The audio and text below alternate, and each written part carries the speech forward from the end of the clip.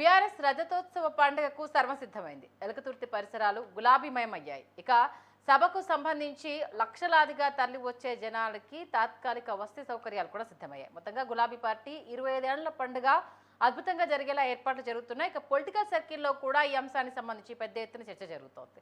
తెలంగాణ రాష్ట్ర సాధన లక్ష్యంగా 2001 ఏప్రిల్ 27న ఏర్పడిన గులాబీ పార్టీ 25 ఏళ్ల పండుగను పూర్తి చేసుకుంది. ఈ నేపథ్యంలో ఈ సభ ద్వారా పెద్ద ఎత్తున గులాబీ విజయాలను, అలాగే పార్టీ ప్రారంభించినప్పటి నుంచి ఇప్పటి వరకు జరిగిన అనేక అంశాలను ఈ సభ సాక్షిగా మరొకసారి ప్రజలందరికీ తెలియజేసే ప్రయత్నం చేస్తున్నారు. దాంతోపాటు బాస్ ఇస్ బ్యాక్ అన్న అంశాన్ని తెర మీద తీసుకొస్తూ ఈ సభా వేదికగా అటు కార్యాచరణ ఉండబోతోంది. ఖచ్చితంగా మిగతా వాళ్ళ గుండెల్లో రైళ్లు పరిగెట్టబోతున్నాయి అంటూ కూడా బీఆర్ఎస్ నేతలు చెప్తున్నారు. ఏంటి అసలు ఈ సభ గురించి ఈసారి ఎందుకు ఇంత పెద్ద ఎత్తున డిస్కషన్ జరుగుతుంది? రజతోత్సవ సభే కదా, అయినా ఎందుకు పొలిటికల్గా దీని గురించి ఇంత హాట్ టాపిక్ అవుతుంది అనే అంశానికి సంబంధించి మనతో మాట్లాడడానికి అటు రాజకీయ విశ్లేషకులు మన కోటేశ్వరరావు గారు, బీఆర్ఎస్ నుంచి రోషన్ బాబు గారు, అటు బీజేపీ నుంచి బీజేపీ ప్రతినిధి వెంకటరెడ్డి గారు మనతో ఉన్నారు. సార్ నమస్తే అండి అందరికీ. ఓకే, ముందుగా రజతోత్సవ సభ కాబట్టి మన బీఆర్ఎస్ నుంచి స్టార్ట్ చేద్దాం. ఏంటి సార్ 25 ఏళ్ల పండుగ, అది నార్మల్గా రజతోత్సవ సభ, దానికి ఎందుకని ఈసారి ఇంత పెద్ద ఎత్తున హైప్ వస్తుంది? ఏంటి ప్రధాన కారణం? తప్పకుండా మేడం, ముందుగా ఛానల్ ఉన్న పెద్దలకు మరియు ప్రేక్షకులందరికీ గుడ్ ఆఫ్టర్నూన్ ఎవ్రీవన్. సో ఇక్కడ ఒకటి విషయం గమనించాలి మేడం, టిఆర్ఎస్ పార్టీ రజతోత్సవ సభ అనేది చాలా ముఖ్యమైన ఘట్టం మా మట్టుకు.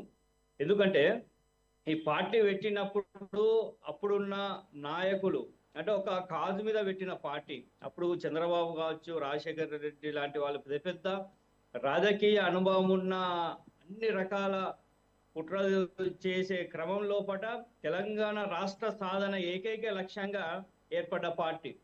సో ఈ పార్టీని నానా రూపాలు లేకుండా చేయాలని ఎన్నో కుట్రలు, కుతంత్రాలు, ఎన్నో రకాల ప్రలోభాలు పెట్టినా కానీ కేసీఆర్ గారి ఏకైక లక్ష్యం తెలంగాణ రాష్ట్ర సాధన ధ్యేయంగా, ఆ రాష్ట్ర సాధన పొలిటికల్ ఎజెండా ద్వారానే సాధ్యమవుతుందని ఒక బలమైన సంకల్పంతో రాజకీయంగా తను పోరాటం చేస్తూ సంపన్న వర్గాలను ఏకం చేస్తూ ఈ రోజున తెలంగాణ రాష్ట్రం సాధించిన తర్వాత కూడా 10 సంవత్సరాలు టిఆర్ఎస్ పార్టీ అధికారంలో ఉంటూ తెలంగాణ మన్నలు పొందిన సందర్భం ఉంది. ఎందుకంటే గతంలో చాలా మంది తెలంగాణ నుంచి పార్టీ పెట్టారు మేడం.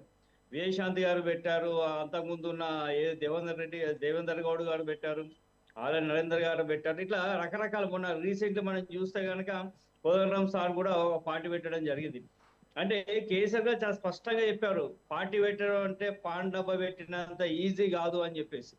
సో దాన్ని ఎన్నో కష్టాలు వ్యయప్రయాసం నోచుకొని ఈ రోజున ఒక ప్రాంతీయ పార్టీ తెలంగాణ రాష్ట్రంలో 25 సంవత్సరాలు ఇక మనుగడ పొంది అధికారంలో 10 సంవత్సరాల నుండి ఇప్పుడు ప్రతిపక్ష పాత్ర పోషిస్తుందంటే అది మా మటుకు మాకు చాలా గొప్ప విషయము. ఈ పార్టీ కూడా దేశానికి ఒక ఆదర్శంగా నిలిచి ఈ రోజున బీఆర్ఎస్ ద్వారా దేశ రాజకీయాల్లో కూడా మనం వెళ్ళిన భవిష్యత్తు సూచన కూడా ప్రయాణం చేస్తున్న తరుణం లోపల ఈ పార్టీ ఈ రోజున మాకు ఎస్పెషల్లీ మా కార్యకర్తలు కావచ్చు, దాదాపు 60 లక్షల మంది కార్యకర్తలకు ఉత్సాహాన్ని, ఊపిని మనం చేసిన 2001లో సార్ ఒంటరిగా పోరాటం చేసి ఈరోజు తెలంగాణ రాష్ట్రాన్ని ఏకం చేసి తెలంగాణకు బీఆర్ఎస్ పార్టీ శ్రీరామ రక్షణ దిశగా ఈరోజు ప్రజల నుంచి వస్తున్న స్పందన చూస్తే గనక నిజంగా చాలా ఆనందంగా ఉంది. అలాంటి పార్టీలో మొదటి నుంచి 20 సంవత్సరాల నుంచి పార్టీలో పనిచేస్తున్నందుకు మాకు కూడా చాలా గర్వం ఉంది మేడం.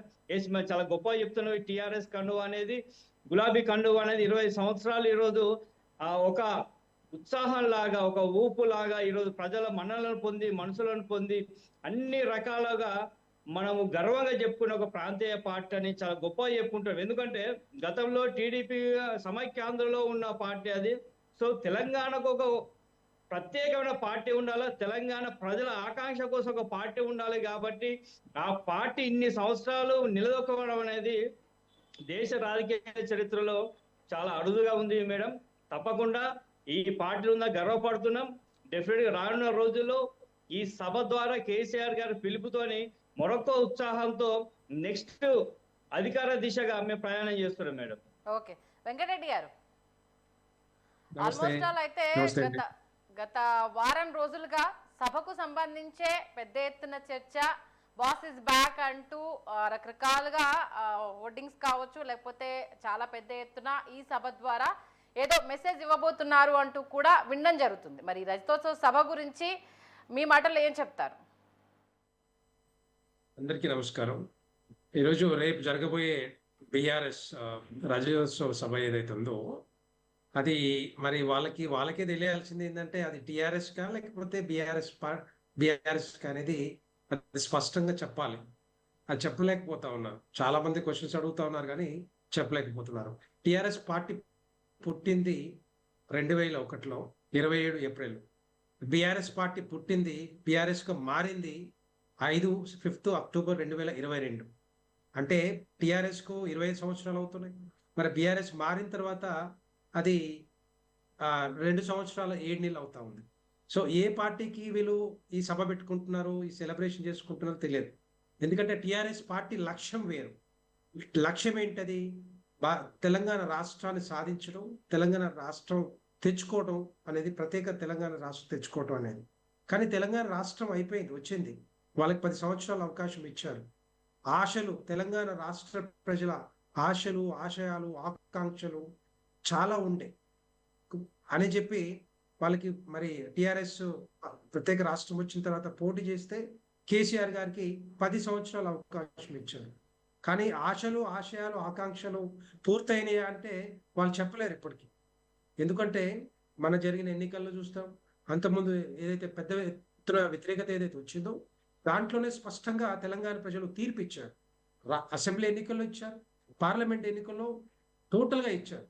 సో ఈ విధంగా చూస్తే బిఆర్ఎస్ పార్టీ ఇప్పుడు ఏం మీటింగ్ పెట్టినా కూడా, కేసీఆర్ ఏం మాట్లాడినా కూడా అది ప్రజల కోసం అన్నట్టుగా లేదు అని చెప్పి అందరు అనుకుంటా ఉన్నారు. సో అది ప్రజలు కాంగ్రెస్ అంటే బిఆర్ఎస్ పార్టీ మీద గెలిచి కాంగ్రెస్ లోకి వెళ్ళిన దానం నాగేందర్ గారు చాలా స్పష్టంగా కేసీఆర్ ను చూసేందుకు, కేసీఆర్ ఏం మాట్లాడుతున్నారో వినేందుకు అభిమానంతో చాలా మంది వెళ్తున్నారు అనేసి దానం నాగేందర్ గారు చేసిన కామెంట్స్, హాట్ కామెంట్స్ అన్నది అది మీకు కూడా తెలిసిందే. అది అంటే దాన్ని అందుకే మీ ముందు పెడుతున్నాను. దానం నాగేందర్ ఏం మాట్లాడతాడో, ఎప్పుడు ఏం మాట్లాడతాడో, ఎప్పుడు ఏ పార్టీలో ఉంటాడో ఏం తెలియదు, ఎవరికి తెలియదు. ఆయన మాటలు ఎవరు సీరియస్ తీసుకుంటారు చెప్పండి? ఎవరు దాన్ని తీసుకుంటారు?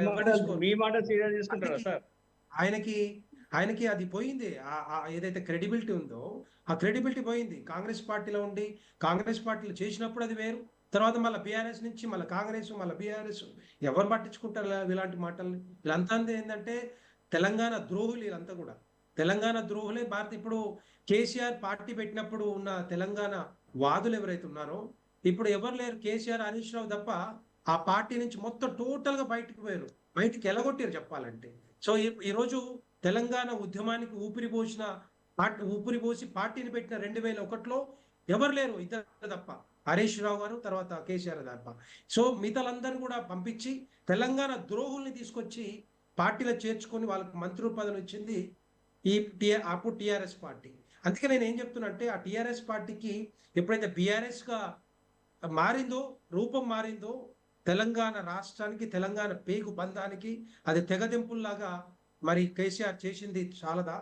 తర్వాత రెండో పాయింట్ ఏంటంటే కేసీఆర్ ఇక్కడ నేను ఇంతకుముందు చెప్పినట్టుగా ఆశలు, ఆకాంక్షలు, ఆశయాలు పూర్తి కాకముందే రూపం మార్చి భారత రాష్ట్ర సమితిని పెట్టి మరి భారత్లో కూడా ఈ అవినీతి కుంభకోణాలు బయట పెట్టి కూరుకొని దాంట్లో కూడా డబ్బు సంపాదిద్దామని మరి చేద్దామని అనుకున్నారేమో తప్పితే అక్కడెక్కడో దగ్గర అది మనకు తెలుసు ఫుల్ స్టాప్ పడింది. డెఫినెట్ గా తెలంగాణ ప్రజలు విఘ్నులు, ప్రతి ఒక్కటి కూడా ఆలోచిస్తారు. అప్పట్లో ఒకప్పుడు కేసీఆర్ మీటింగ్ పెడితే నిజంగానే కూర్చొని వినటోళ్ళు, చాలా మంది వినటోళ్ళు. కానీ ఇప్పుడు వినే పరిస్థితులు లేరు. అదేగో చుక్క, ఇదో ఇవన్నీ చెప్పడానికి, ఈ కపట ఇది కథలు చెప్పడానికి, వినడానికి కూడా ఎవరు ఈరోజు రెడీగా లేరు చెప్పాలంటే. ఒకప్పుడు నిజంగానే ఉండే, అరే నిజంగానే బాగు చేస్తాడేమో, అందరం బాగుపడతామేమో, నీళ్ళు వస్తాయేమో, ఉద్యోగాలు వస్తాయేమో, తర్వాత రేపు నిధులు ఉంటాయేమో అనుకున్నాం. కానీ ఇప్పుడు జరిగింది ఏంటి? వాళ్ళకే తెలుసు, టిఆర్ఎస్ పార్టీ కానీ బిఆర్ఎస్ పార్టీ కార్యకర్తలకు తెలుసు ఏం జరిగిందో తెలుసు. ఏ పార్టీ మరి ఓడిపోయిందో కూడా తెలుసు, ఎందుకు ఓడిపోయిందో కూడా వాళ్ళకి తెలుసు.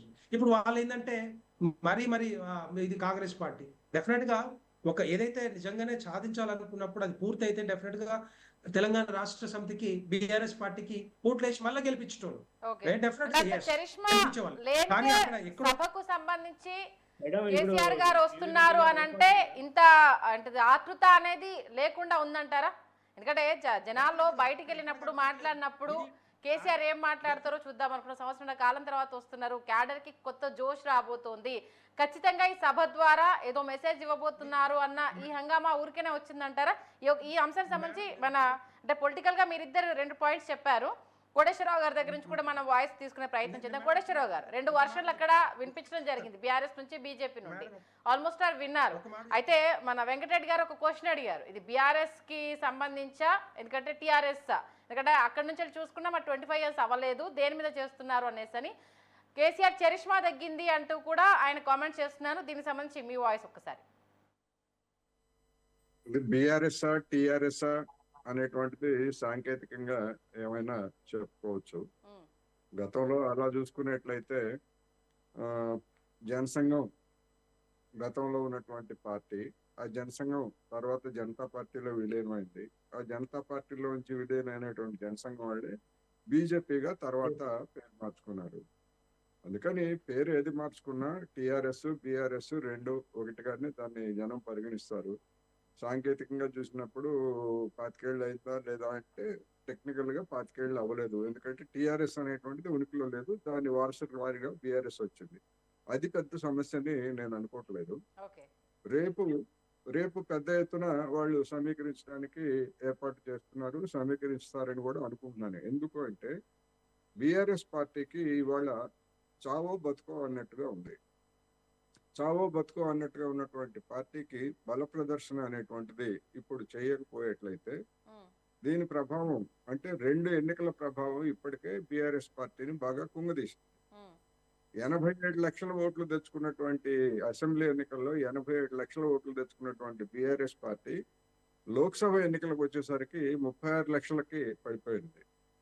మన బీఆర్ఎస్ ప్రతినిధి మా దగ్గర 60 లక్షల మంది కార్యకర్తలు ఉన్నారని చెప్పేసి చెప్తున్నారు. మరి 60 లక్షల మంది ఓటేసి ఉంటే లోక్సభ ఎన్నికల్లో 60 లక్షలు వచ్చి ఉండాలి, లేదా ఇంకా అంతకంటే ఎక్కువ రావాలి. సామాన్యులు కార్యకర్తలు కాదు కదా. అందుకని బీఆర్ఎస్ కి ఇప్పుడు ఒక విధంగా చెప్పాలంటే ప్రాణం మీదకి వచ్చినటువంటి పరిస్థితి అంటారు కదా, ఆ విధంగా ఉన్నటువంటి స్థితిలో రేపు బల ప్రదర్శన ద్వారా స్థానిక సంస్థల ఎన్నికల్లో మళ్ళా ఒకసారి తన క్యాడర్ కి ఉత్సాహాన్ని ఇవ్వడానికి లేదా మన మద్దతుదారులను సమీకరించడానికి చేస్తున్నటువంటి ఒక పెద్ద ప్రయత్నం. అయితే ఇది దానం నాగేంద్ర గారు ఏమన్నా, లేకపోతే బీజేపీ ఏమన్నా, కాంగ్రెస్ ఏమన్నా, లేదా నాలాంటి వాళ్ళు ఎవరేమన్నప్పటికీ అది వాళ్ళు ఒక అకేషన్ గా దాన్ని ఏర్పాటు చేసుకుంటున్నారు.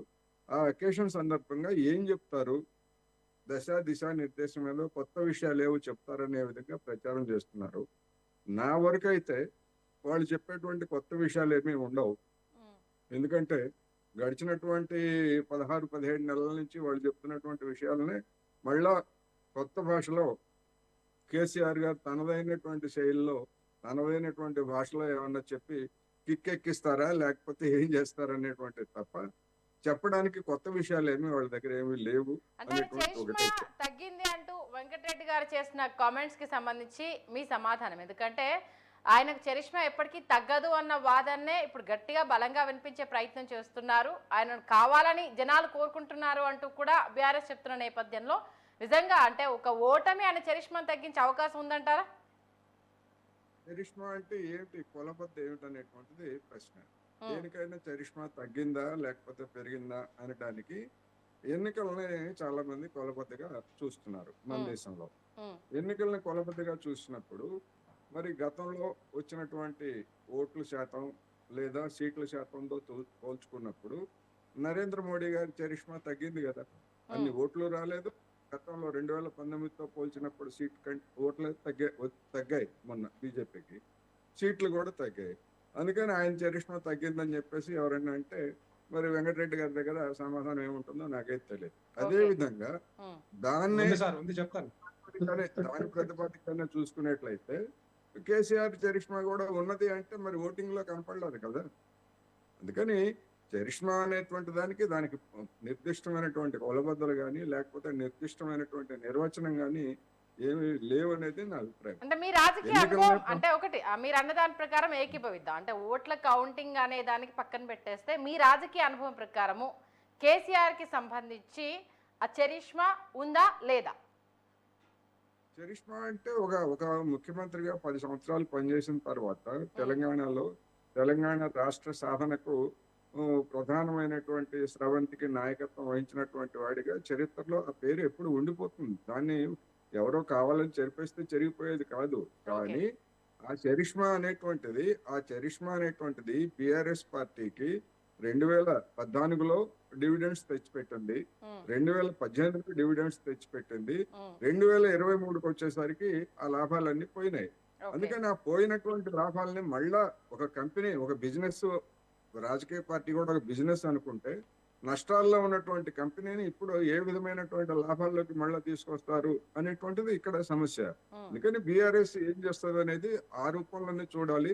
చరిష్మా ఉందా, తగ్గిందా, పెరిగిందా అనే దానికి కొలబద్ద అయితే నా ఎన్నికల వరకు అయితే తగ్గిందనే కనిపిస్తా ఉంది.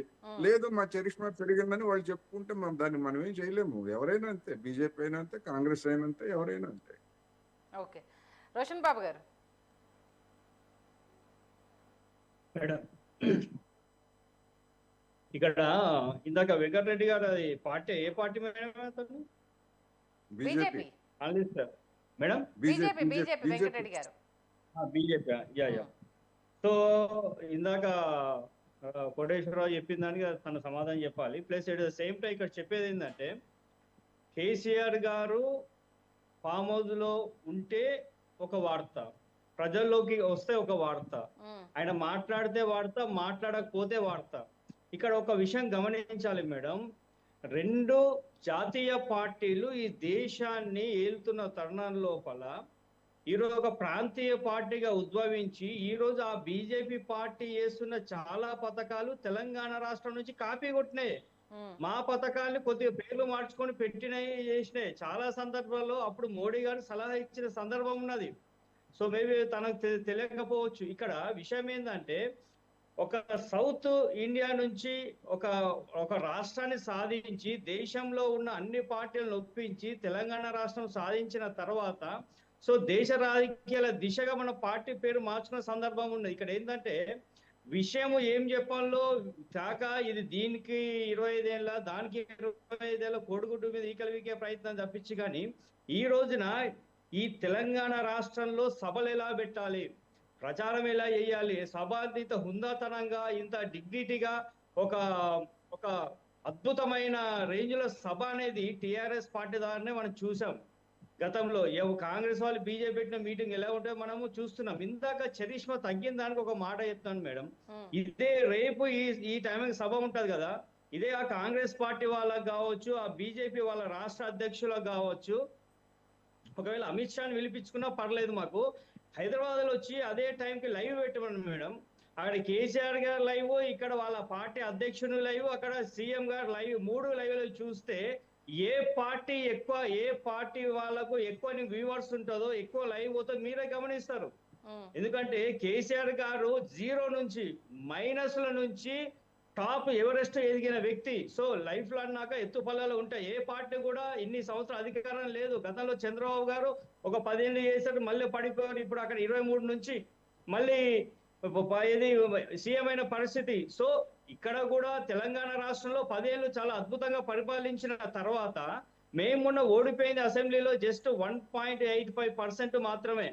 అది మాకు పెద్ద ఎక్కువ మార్జిన్ కాదు. అక్కడ ఏంటంటే చాలా మంది కొంత మా కార్యకర్తలు కావచ్చు, ఇందాక సార్ అంటే 60 మంది కార్యకర్తలు, చాలా మంది కార్యకర్తలకు కొన్ని ఈ అభివృద్ధి దిశగా కొన్ని వాళ్ళు కొంచెం ఫీల్ అయిన సందర్భం ఉన్నది. సరైన మాకు అవకాశాలు దొరకలేవు, పదవులు దొరకలేదు, దాంట్లో వాళ్ళు కొంచెం ఇబ్బంది పడ్డ సందర్భంలో ఒక పర్సంటేజ్ తగ్గింది. It the same time Congress వాళ్ళు వచ్చి లేనిపోని మాటలు చెప్పి ఒక ప్రాపగండను తయారు చేసి డిసెంబర్ 9 నాడే మీకు అన్ని శాంక్షన్ చేస్తాం, డిసెంబర్ 9 నాడు చేస్తామంటే ప్రజల్లో ఒక చిన్న ఆశ ఉంటది.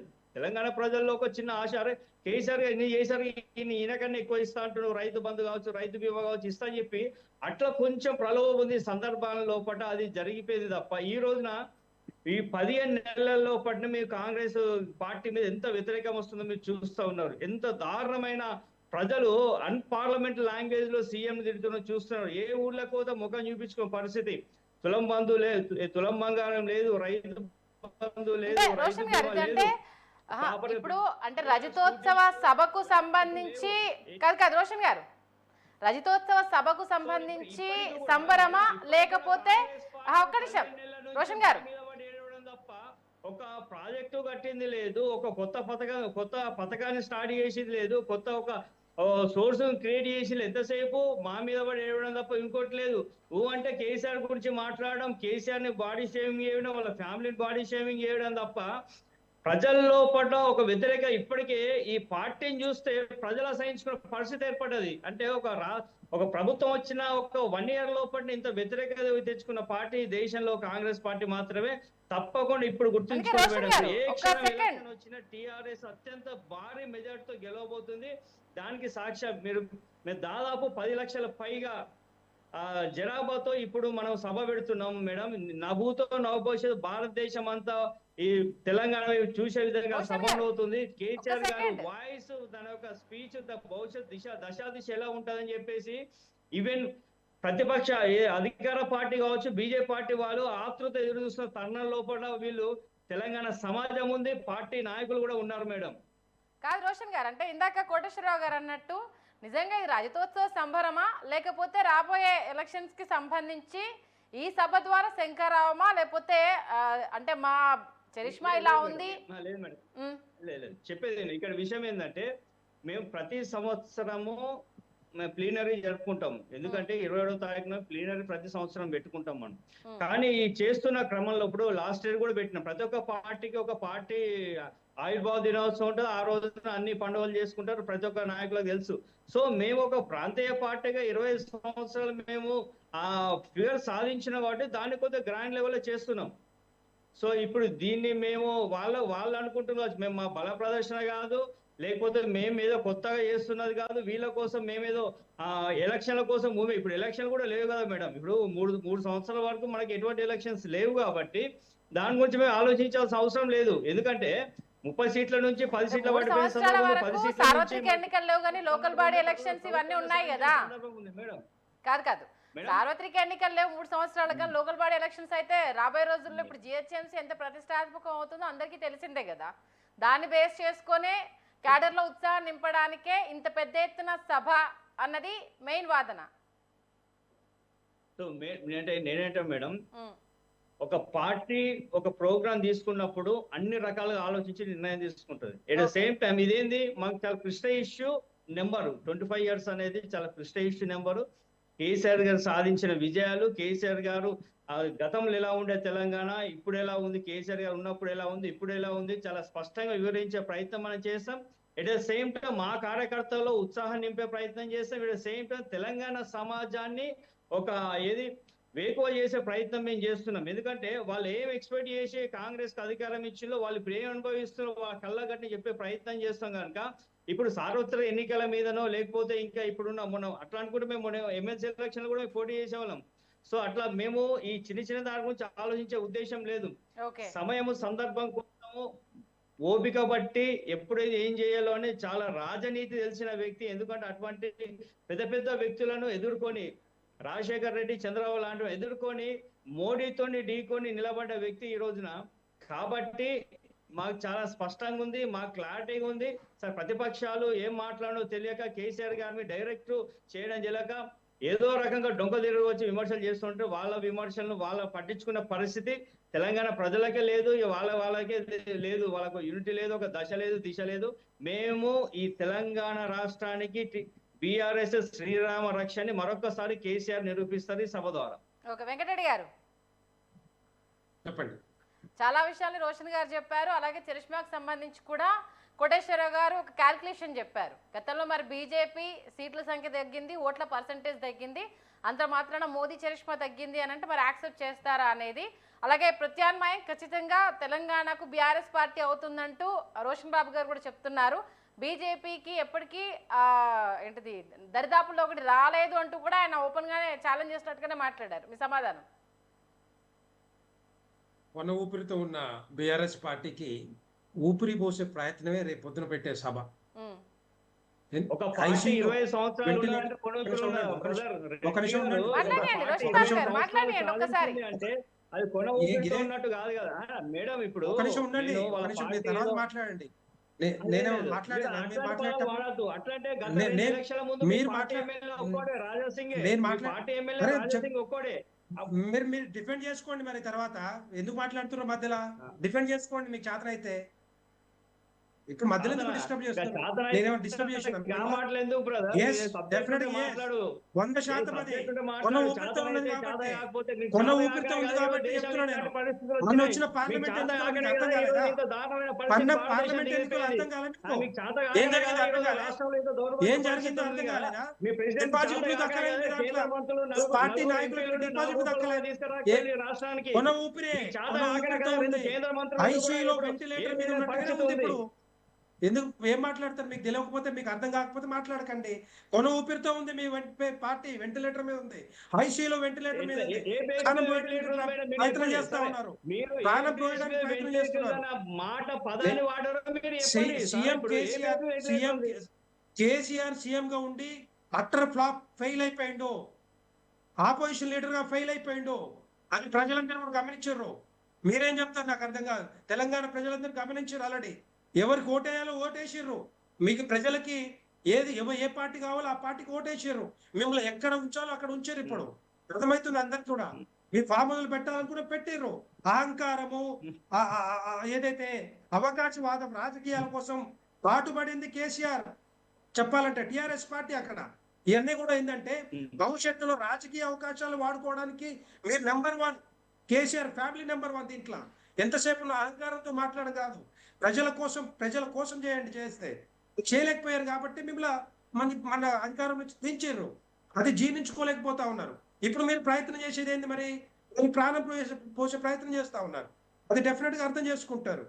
నేనేమంటున్నానంటే ఆపోజిషన్ లీడర్ కదా, సరే కేసీఆర్ కి అవకాశం ఇచ్చారు, ముఖ్యమంత్రిగా 10 సంవత్సరాలు అవకాశం ఇచ్చారు, సరే బానే ఉంది. ఆయన తెలంగాణ ప్రజల ఆశయాలు, ఆకాంక్షలు ఎక్కడ కూడా నెరవేరలేదు. అందుకనే కాంగ్రెస్ పార్టీకి ఈ రోజు అధికారం ఇచ్చారు. కాంగ్రెస్ పార్టీ కూడా ఫెయిల్ అయిపోయింది. 6 గ్యారెంటీలు, రుణమాఫీ, 400 అంశాలు మొత్తం కూడా ఎక్కడ కూడా పూర్తి కాలేదు. 6 గ్యారెంటీలు 13 అంశాలు ఉంటే 3 అంశాలు ఇప్పుడు రన్ అవుతా ఉన్నాయి. ఇంకా 8-9 అంశాలు అట్లాగే ఉన్నాయి, అట్లాగే పెండింగ్ లో ఉన్నాయి. ఈ బీఆర్ఎస్ పాలన ఎలా ఉందో కాంగ్రెస్ పాలన అలాగే ఉంది. వాళ్ళు అనుకున్నారు ఏంటంటే లంకె బెందలు ఉన్నాయి, అది ఉంది, ఇదని వచ్చి రకరకాల హామీలు చెప్పారు. ఆ పార్టీ కూడా ఫెయిల్ అయిపోయింది. ఇప్పుడు తెలంగాణ ప్రజలకి ఆల్టర్నేటివ్ ఉంది భారతీయ జనతా పార్టీ. ప్రతి ఒక్కరు కూడా భారతీయ జనతా పార్టీ వైపు చూస్తా ఉన్నారు. అది వాస్తవం. అది తెలంగాణ ప్రజలందరికీ కూడా తెలుసు. అది జీర్ణించుకోలేక ఏదో చేసే ప్రయత్నం చెప్తున్నారు తప్పితే ఎక్కడ కూడా డెఫినెట్ గా ఏ ఎన్నికలు వచ్చినా కూడా భారతీయ జనతా పార్టీ గెలుస్తుంది. ఇక్కడ కాంగ్రెస్ పార్టీ కాదు, బీఆర్ఎస్ పార్టీ కాదు. వాళ్ళకి ఇచ్చిన అవకాశాలు పోయినాయి. ఎమ్మెల్సీ ఎన్నికల్ని బేస్ చేసుకొని చెప్తున్నారా, ఇంకేదైనా కారణంతో చెప్తున్నారా? ఈ పాయింట్ లోకి డీటెయిల్స్ గా వెళ్లే ముందు ఒక చిన్న బ్రేక్ తీసుకుందాం. హన్మకొండ జిల్లా ఎల్కతుర్తిలో రేపు జరగబోయే సభ గురించే ప్రతి ఒక్కరు మాట్లాడుకునేలా బీఆర్ఎస్ చేస్తుంది అనడంలో ఎలాంటి సందేహం లేదు. అటు 14 ఏళ్ల ప్రత్యేక రాష్ట్ర ఉద్యమం 2014 నుంచి 10 ఏళ్ల పాటు పరిపాలనకు సంబంధించిన చిత్రాలను ఏర్పాటు చేయబోతున్నారు. బీఆర్ఎస్ పార్టీ జెండాలు, ఫ్లెక్సీలు, భారీ కటౌట్లతో ఎల్కతుర్తి పూర్తిగా గులాబీ శోభను సంతరించుకుంది. ప్రతి నేత, కార్యకర్త, అలాగే గులాబీ జెండా మోసే ప్రతి ఒక్కరు పార్టీ కోసం ఎలా పాటుపడబోతున్నారు అంటూ ఈ సభ ద్వారా తెలియజేస్తాము అంటూ కూడా ఇప్పటికే నేతలు తెలియజేస్తున్నారు. ఇప్పటికీ దీనికి సంబంధించి ఎక్కడికక్కడ తమ వంతు జన సమీకరణ కావచ్చు, లేకపోతే సభకు సంబంధించి కేసీఆర్ గారు రాబోతున్న విధానము, అక్కడ ఏం చెప్పబోతున్నారన్న విషయాన్ని, అలాగే ఇప్పటికే అధికార అటు బీజేపీ ఆల్మోస్ట్ ఆల్ అంటే ఏం చెప్పబోతున్నారు, దీని కౌంటర్ అటాక్ ఎలా ఉండాలి, ఎందుకంటే 1.5 year పరిపాలనలో కాంగ్రెస్ని ప్రజలు ఎంతలా వద్దనుకుంటున్నారు అన్న అంశాన్ని ప్రధానంగా కేసీఆర్ తెర మీద తీసుకొచ్చే ప్రయత్నం చేస్తూ ఆయన మాటల తూటాలు పేల్చబోతున్నారనేది ఒక వాదన. అయితే ఖచ్చితంగా ఈసారి క్యాడర్కి బలంగా ఒక మెసేజ్ ఇవ్వాలి. ఎందుకంటే కొంత వెనుకబడిపోయామన్న ఒక వాదన తెర మీద తీసుకొస్తున్న నేపథ్యంలో అధినేత లేకుండా ముందుకెళ్లడం సాధ్యమా అన్న వాటిని పటాపంచలు చేస్తూ ఈ సభ ద్వారా మాజీ సీఎం కేసీఆర్ ఏం చెప్పబోతున్నారు, ఏం మాట్లాడబోతున్నారు. ఎందుకంటే 2001లో పార్టీ స్టార్ట్ చేసినప్పుడు ఎలా అంటే ఒక మనిషిని చులకన చేసే సందర్భాలు కావచ్చు, ఎంతమందిని ఎదుర్కొని ఆయన నిలబడ్డ విధానం కావచ్చు, ఉద్యమంలో పాల్గొన్న పద్ధతి కావచ్చు, తర్వాత తెలంగాణ వచ్చుడో సచ్చుడో తెచ్చుడో సచ్చుడో అన్న విధానం కావచ్చు, వచ్చేంత వరకు ఆయన చేసిన పోరాటం కావచ్చు. అంటే 2001 నుంచి 2014 వరకు ఒక ఎత్తు అయితే 2014 నుంచి 2023 వరకు 24 వరకు ఒక ఎత్తు. అంటే ఏం జరిగింది ఈ 10 ఏళ్ల కాలంలో? మేమున్నప్పుడు పరిపాలన ఎలా జరిగింది, ఇప్పుడు వచ్చిన వాళ్ళు ఎలా చేస్తున్నారు, గతంలో ఎన్ని హడిల్స్ని దాటుకొని ఈ పొజిషన్కి వచ్చాము, వచ్చిన దాన్ని ఎలా నాశనం చేస్తున్నారన్న ఒకే ఎజెండాని తెరమీద తీసుకొచ్చే ప్రయత్నం చేయబోతున్నారన్నది ఇప్పటికే బీఆర్ఎస్ ముఖ్య నేతలంతా తెరమీద తీసుకొస్తున్నారు. 1200 ఎకరాల్లో అటు రజతోత్సవ మహాసభ నిర్వహణ కోసం అయితే ఏర్పాట్లు అయితే ఇప్పటికే పూర్తి చేశారు. 154 ఎకరాల్లో మహాసభ ప్రాంగణాన్ని అయితే సిద్ధం చేశారు. 500 మంది కూర్చునే సామర్థ్యం ఉన్న వేదికనైతే ఏర్పాటు చేశారు. ఈ వేదిక ద్వారా ఈసారి పార్టీ క్యాడర్కు కూడా చాలా బలమైన ఇన్స్ట్రక్షన్స్ ఇవ్వబోతున్నారు. ఎందుకంటే ఇప్పటికే పార్టీని నమ్ముకొని గెలిచిన వాళ్ళు, పార్టీ మారిన వాళ్లకు ఈసారి మళ్ళీ పార్టీలో తిరాగమనం ఉండదు. ఖచ్చితంగా ఇది మాత్రం క్లియర్ కట్ మెసేజ్. వెళ్ళిన వాళ్ళు వెళ్ళినట్టు అవతలే ఉంటారు. పార్టీ కోసం నిలబడ్డ వాళ్లకు పెద్దపీట వేయబోతున్నాం, ఆ ప్రాధాన్యత ఉండబోతోంది అన్నది స్పష్టంగా తెలియజేసే ప్రయత్నం చేస్తున్నారు. దాన్ని బేస్ చేసుకొని 500 మంది కూర్చేనా సభనైతే ఏర్పాటు చేయడం జరిగింది. వేదిక పక్కన అటు కళాకారుల ఆటపాట కోసం ప్రత్యేక మరో వేదిక. ఇక తెలంగాణ ఏ ప్రోగ్రామ్ అయినా ధూమ్ధామ్ ఆటపాట ఉండాల్సిందన్న విషయం తెలిసిందే. ఖచ్చితంగా నేతలు మాట్లాడేంత వరకు వీళ్ళు అలరిస్తారు. కళాకారులు అటు పాటల ద్వారా పార్టీ ఎజెండాను కావచ్చు, గతంలో చేసిన అనేక అంశాలను కావచ్చు అక్కడ ఉన్న వాళ్ళకు తెలియజేసే ప్రయత్నం చేస్తారు. ఈ అంశానికి సంబంధించి కూడా చాలా పెద్ద ఫోకస్ చేసినట్టుగా తెలుస్తుంది. దీంతోపాటు రాష్ట్ర వ్యాప్తంగా వచ్చే దాదాపు 50,000 వాహనాలు, రమారమిగా 50,000కు మించకుండా వాహనాలు రాబోతున్నాయి. కాబట్టి అటు 1059 ఎకరాల్లో పార్కింగ్ ఏర్పాటు చేశారు. అలాగే వీఐపీ వాహనాల కోసం సభావేదిక వద్దనే ఎడం భాగం వెనుక భాగంలో పార్కింగ్ ఏర్పాటు చేశారు. దీంతో పాటు అంటే ఎలకతుర్తికి వచ్చే వాళ్ళలో అంటే 4 రకాల విభాగాలు ఉన్నాయి కాబట్టి ఎట్నుంచి వస్తున్న వాళ్ళకి అటువైపే, వాళ్ళంతా చుట్టూ తిరిగి వెళ్లకుండా వాళ్ళు ఎట్నుంచి వస్తున్నారో ఆ ప్రాంగణం వైపే పార్కింగ్, ఎంట్రీ ఎగ్జిట్ అక్కడనే ఉండేలాగా మళ్ళీ వాళ్ళు వెతుక్కోకుండా, ట్రాఫిక్ జామ్ అవ్వకుండా, వచ్చే సభకు వచ్చే వాళ్ళకి ఎలాంటి ఇబ్బందులు కలగకుండా 4 ఎగ్జిట్లు 4 ఎంట్రెన్స్లను ఏర్పాటు చేశారు. ఎట్నుంచి వస్తున్న వాళ్ళకు అటువైపే ఎంట్రెన్స్, అటువైపే ఎగ్జిట్, ఇబ్బంది లేకుండా కూర్చునే విధానానికి సంబంధించి కూడా వినూత్నంగా ఏర్పాటు చేసినట్టుగా తెలుస్తోంది. ఇక సభకు వచ్చిన వాళ్ళకి, ఎందుకంటే ఎండాకాలం కాబట్టి మే ఎండింగ్ అంటే ఆల్మోస్ట్ ఎంత ఎండ ఉంటుందో తెలిసి ఇప్పటికే 45 degrees నమోదవుతూ ఉంది.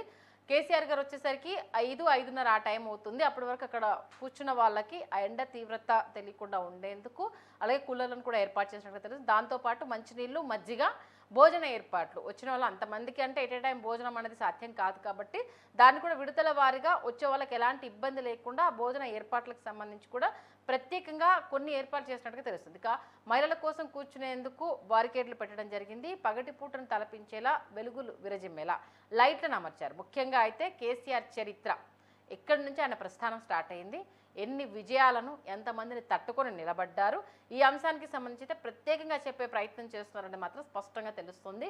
వచ్చిన వాళ్ళందరికీ టీఆర్ఎస్ నుంచి బీఆర్ఎస్ వరకు రూపాంతరం చెందింది కావచ్చు, ఆయన రాజకీయాల్లో అడిగిడినప్పుడు ఉన్న పరిస్థితులు కావచ్చు, ఆ తర్వాత తెలంగాణ నినాదాన్ని తెర మీద తీసుకొచ్చినప్పటి నుంచి ఇప్పటి వరకు జరుగుతున్న అనేక విషయాలని కావచ్చు, ప్రతి ఒక్కరికి కళ్ళకు కట్టేలాగా ఎల్ఈడీలలో ఎప్పటికప్పుడు అది డిస్ప్లే అయ్యే విధంగా ఏర్పాటు చేయడం జరిగింది.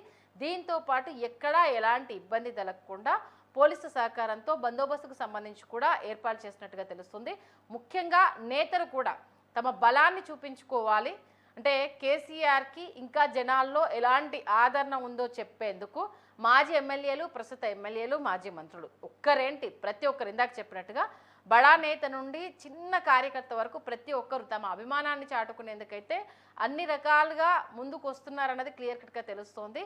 ఖచ్చితంగా ఈ వేదిక నుంచి ఇక సమరానికి సిద్ధం అవుతున్నాము, ఇప్పటి నుంచి ఇంకా ప్రతిరోజు మనము యుద్ధానికి సిద్ధం అవ్వాలి అన్న ఒక మెసేజ్ ఇచ్చే ప్రయత్నం చేస్తున్నారు అన్నది నేతలు, కార్యకర్తలు చెప్తున్న విషయం. ఇక ఏం మాట్లాడబోతున్నారు, సంవత్సరం కాలం తర్వాత ఆయన బయటికి రాబోతున్నారు, ప్రజల మధ్య మాట్లాడేందుకు వస్తున్నారు, ఎలాంటి కౌంటర్లు ఇవ్వబోతున్నారు, అలాగే ఇప్పుడు సభ స్టార్ట్ అయిన తర్వాత మళ్ళీ కాళేశ్వరం ప్రాజెక్టుకు సంబంధించి ఈ 2 రోజుల ముందే తీయడానికి సంబంధించి కూడా కొన్ని విమర్శలు వస్తున్న నేపథ్యంలో దాన్ని బేస్ చేసుకొని కాళేశ్వరం నీళ్ళు ఆపడం వల్ల తెలంగాణలో ఏం జరుగుతోంది, మరమ్మతులు చేసేదానికి సంబంధించి వీళ్ళెంత రాజకీయం చేస్తున్నారన్న ప్రధాన అంశాన్ని తెర మీద తీసుకొచ్చేందుకు మాత్రం పక్కా ప్రణాళిక రూపొందించారు అన్న క్లియర్గా తెలుస్తుంది. దీంతో పాటు గతంలో మన ఇన్కమ్ ఎలా ఉంది, వీళ్ళు వచ్చిన తర్వాత ఎలా అయింది, అప్పుల పాలయ్యామని చెప్పారు.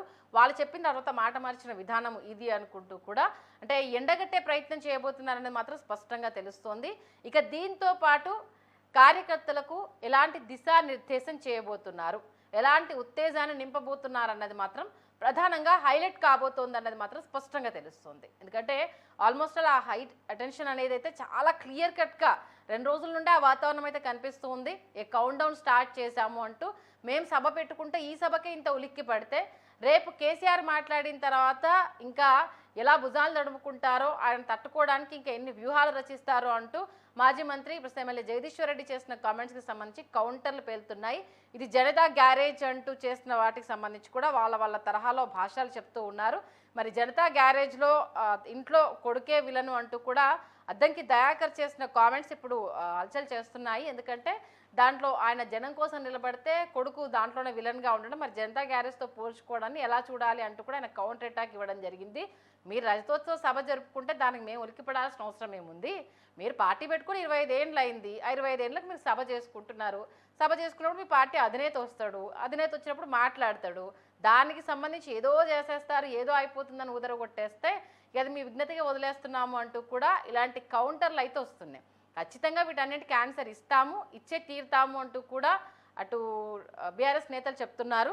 ఇంకా టీఆర్ఎస్ ఇప్పుడు బీఆర్ఎస్ మరి దేనికి పండుగ చేసుకుంటున్నారంటే టీఆర్ఎస్ లేని బీఆర్ఎస్ ఎక్కడిది, కాలక్రమణ రూపాంతరం చెందింది కాబట్టి అది ఎప్పుడూ టీఆర్ఎస్ కిందకే ఉంటుంది. మేము అభివృద్ధిలో ముందుకెళ్ళాము, జాతీయంలో కూడా అంటే రాష్ట్ర రాజకీయాల్లో సత్తా చూపించాం కాబట్టి దేశ రాజకీయాల్లో కూడా అడుగు పెట్టాలి అనుకున్నాం కాబట్టి అది బీఆర్ఎస్గా రూపాంతరం చెందింది.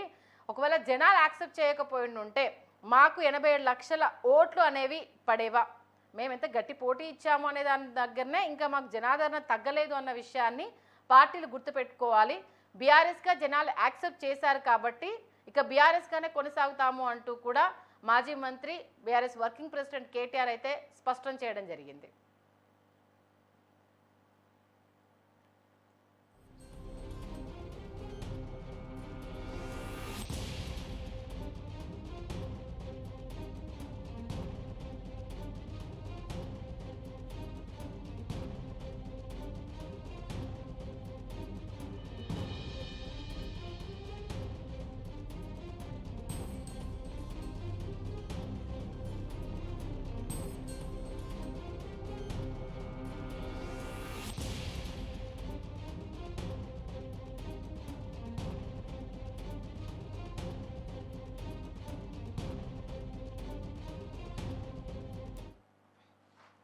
ఇక మన కోటేశ్వరరావు గారు మనకి అందుబాటులోకి రావడం జరిగింది. కోటేశ్వరరావు గారు,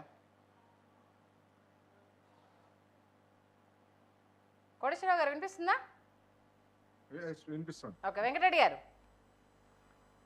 చెప్పండి. మీరే చెప్పాలి, ఇప్పుడు కంటిన్యూ చేయాల్సింది ఏం లేదు. ఇంతకుముందు నేను చెప్పినట్టుగా కేసీఆర్ గారు సీఎం గా 10 సంవత్సరాలు అవకాశం ఇస్తే దాంట్లో ఫెయిల్ అయిపోయారు. ఆ తర్వాత 38 సీట్లతోటి తెలంగాణ రాష్ట్ర ప్రజలు అవకాశం ఇచ్చినప్పుడు కూడా ప్రతిపక్ష నాయకుడుగా పోషించాల్సిన బాధ్యత లేకుండా, నెరవేర్చకుండా, ప్రజల పక్షాన నిల్చొని మాట్లాడకుండా అక్కడ కూడా ఫెయిల్ అయిపోయాడు. 2 సార్లు ఫెయిల్ అయినప్పుడు ఇంకా మళ్ళీ అవకాశం ఎందుకు వస్తుందండి? వీళ్ళకి అవకాశం ఎందుకు ఇవ్వాలి అని అడుగుతున్నాడు ఆయన. తెలంగాణ ప్రజలు అవకాశం ఇచ్చిన దాన్ని ఉపయోగించుకోకుండా, నీళ్లు, నిధులు, ఉద్యోగాలు లేకుండా తెలంగాణ రాష్ట్రాన్ని సర్వనాశనం చేసింది బీఆర్ఎస్ పార్టీ. బీఆర్ఎస్ పార్టీకి మనకు తెలుసు దగ్గర 7 లక్షల కోట్ల అప్పులు, తర్వాత ఉద్యోగాలు లేవు. తెలంగాణ రాష్ట్రాన్ని నిండా ముంచింది కేసీఆర్ పార్టీ. కానీ వాళ్ళ ఇంట్లో మాత్రం 5గురికి ఉద్యోగాలు వచ్చినాయి. ఉద్యమ ద్రోహులకి మంత్రి పదవులు ఇచ్చారు.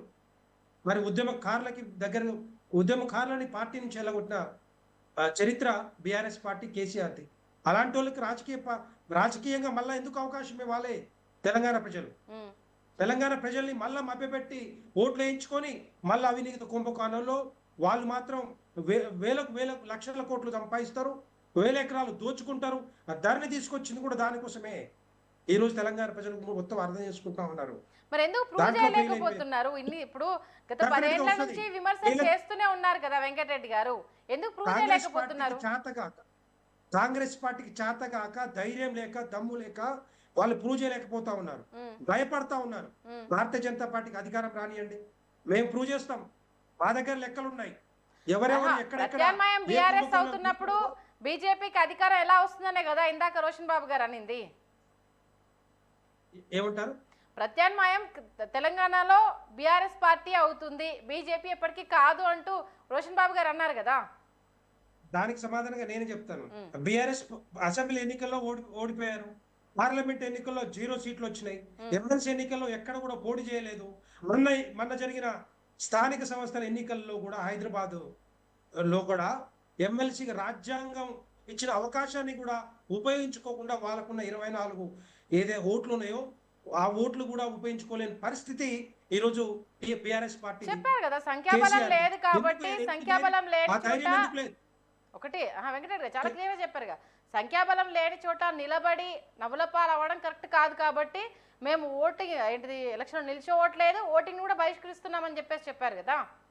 అంటే ఒకవేళ ఓట్లో వెళ్తే అక్కడ ఏంటి మళ్ళీ కాంగ్రెస్ కొత్త పలకడమా, ఏంటిది ఎంఐఎంకి మళ్ళీ బ్యాక్ ఎండ్ లో వీళ్ళు సపోర్ట్ చేస్తున్నారు, ఇలాంటి వాదనలు వస్తాయి కాబట్టి అక్కడ దేనికి ఆ వాదన తెర మీదకి రాకుండా బాయ్కౌట్ చేసామని చెప్తున్నారు కదా. టిఆర్ఎస్ పార్టీది అవకాశవాద పార్టీ. అంతకుముందు కూడా మేయర్ ఎన్నికలప్పుడు, జిహెచ్ఎంసీ ఎన్నికలప్పుడు మేయర్ని ఎవరు చేశారు? ఇదే టిఆర్ఎస్ పార్టీ చేసింది కదా. అప్పుడు కూడా వీళ్ళకి సీట్లు లేవు కదా. ఈ రోజు ఎందుకు పోటీ చేయలేకపోతుంది? ఈ రోజు ఎందుకు మరి రాజ్యాంగం ఇచ్చిన అవకాశాన్ని వాడుకోలేకపోతా ఉంది? ఈ రోజు ఏంటంటే తెలంగాణ ప్రజలు మళ్ళా డిసైడ్ అవుతారు, ఎట్లాగా ఎంఐఎం పార్టీకి ఓటేస్తే రేపొద్దున తెలంగాణ రాష్ట్రంలో వీళ్ళకి అవకాశం, ఆ భవిష్యత్తు ఉండదని ఆలోచనతో ఈ రోజు బైకాట్ చేశారు. రాజ్యాంగం ఇచ్చిన ఉంది కదా, పోటీ చేయాల్సిన బాధ్యత ఉంది కదా. మాకు కూడా లేవు, భారతీయ జనతా పార్టీ కూడా సీట్లు లేవు, అక్కడ 24 సీట్లే ఉన్నాయి. కానీ మేము పోటీ చేసి చూపించినవే. ఈ రోజు మేము పోటీ చేసి చూపించినాం. మేము పోటీ చేయడం వల్ల ఎవరు ఎక్కడున్నారు అనేది ఇప్పుడు తెలంగాణ ప్రజలకు అర్థమైంది. ఈ కాంగ్రెస్ పార్టీ ఏం జరిగేదేం లేదంటారా? అయితే డెఫినెట్ గా ఏం జరిగేది ఉండదు, ఏం జరగబోయేది కూడా ఉండదు. తెలంగాణ రాష్ట్రానికి ఆల్టర్నేటివ్ గా ఒకటే ఒక పార్టీ, భారతీయ జనతా పార్టీ.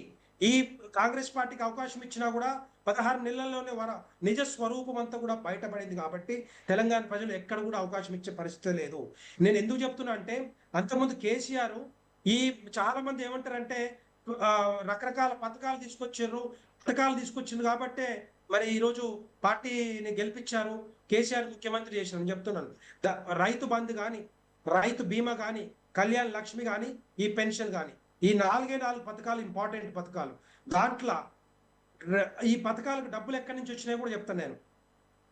తెలంగాణ దానికి సంబంధించి మాట్లాడే ముందు మళ్ళీ అంటే వెంకటరెడ్డి గారు మీ పార్టీ గురించి వస్తుంది, ఇప్పటివరకు అధ్యక్షుడినే ఎన్నుకోలేకపోయారు, ప్రజల పక్షానికి ఇంకేం పోరాడతారు అన్న వాదన బీఆర్ఎస్ తెర మీద తీసుకొస్తుంది కదా. లేట్ అయినా కూడా భారతీయ జనతా పార్టీ నుంచి అధ్యక్షుడు వస్తా ఉన్నారు. భారతీయ జనతా పార్టీ అధ్యక్షుడు వస్తా ఉన్నారు. ఎట్టి పరిస్థితుల్లో రేపు జరిగే ఎన్నికల్లో, స్థానిక సంస్థల ఎన్నికలు కానీ, వచ్చే అసెంబ్లీ ఎన్నికల్లో భారతీయ జనతా పార్టీ గెలిపించడానికి వస్తా ఉన్నారు. కొంత లేట్ అయినా కూడా, ఎందుకంటే ఇక్కడే కాదు, ఇంకా 3 రాష్ట్రాలు రావాలి.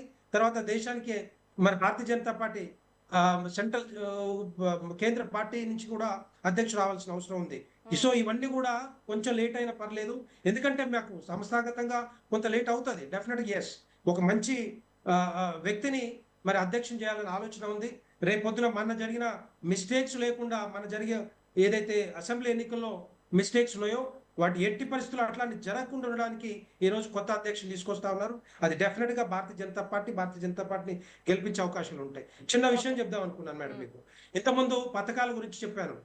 తెలంగాణ రాష్ట్రం రాకముందు లిక్కర్ మీద ఆదాయం 14,000 కోట్లు.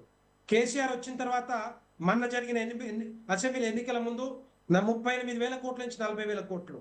ఈ 28,000 కోట్లు, దగ్గర 24,000 కోట్ల రూపాయలు తాగుడు తెలంగాణ చేసింది కేసీఆర్. తాగుడు అలవాటు చేసింది కేసీఆర్. తాగుడుకు బానిస చేసింది కేసీఆర్. తెలంగాణ ప్రజల నుంచి ఒకవైపు నుంచి నడ్డి విరుస్తూ డబ్బు గుంచి, తర్వాత ఈ రోజు ఇంకొక వైపు నుంచి పథకాలు అమలు చేశారు. వీళ్ళు చేసారు కాబట్టి ఈ రోజు తెలంగాణ అలవాటు లేదు, ఈయన వచ్చిన తర్వాతనే అలవాటు చేశారు అన్నట్టు మాట్లాడడం కరెక్ట్ కాదేమో.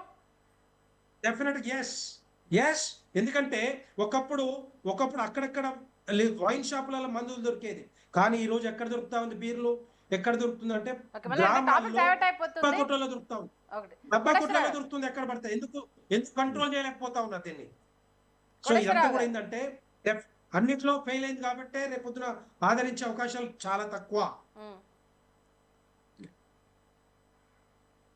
హలో, చెప్పండి కోటేశ్వరరావు గారు. ఇప్పుడు వెంకటరెడ్డి గారు మేము వస్తే చర్యలు తీసుకుంటామని చెప్పేసి చెప్తున్నారు, బాగానే ఉంది. ఉమ్, పక్కనే ఉన్నటువంటి ఆంధ్రప్రదేశ్ లో పోలవరం ప్రాజెక్ట్ ని ఏటీఎం గా వాడుకున్నారని చెప్పేసి స్వయంగా ప్రధానమంత్రి గారే మరి జగన్మోహన్ రెడ్డి గారి మీద కామెంట్ చేశారు కదా. ఉమ్, 5 సంవత్సరాల పాటు కేంద్రం ఇచ్చినటువంటి నిధులు, ఎందుకు అంటే అది కేంద్ర ప్రభుత్వ ప్రాజెక్టు, రాష్ట్ర ప్రభుత్వం నిర్మాణం చేస్తా ఉన్నది. కేంద్రం ఇచ్చినటువంటి నిధుల్ని జగన్మోహన్ రెడ్డి గారు వేరే పథకాలకి మళ్లించి ఆ ప్రాజెక్ట్ ని కట్టకుండా అలా పెట్టినా గానీ పల్లెత్తు మాటం లేదు.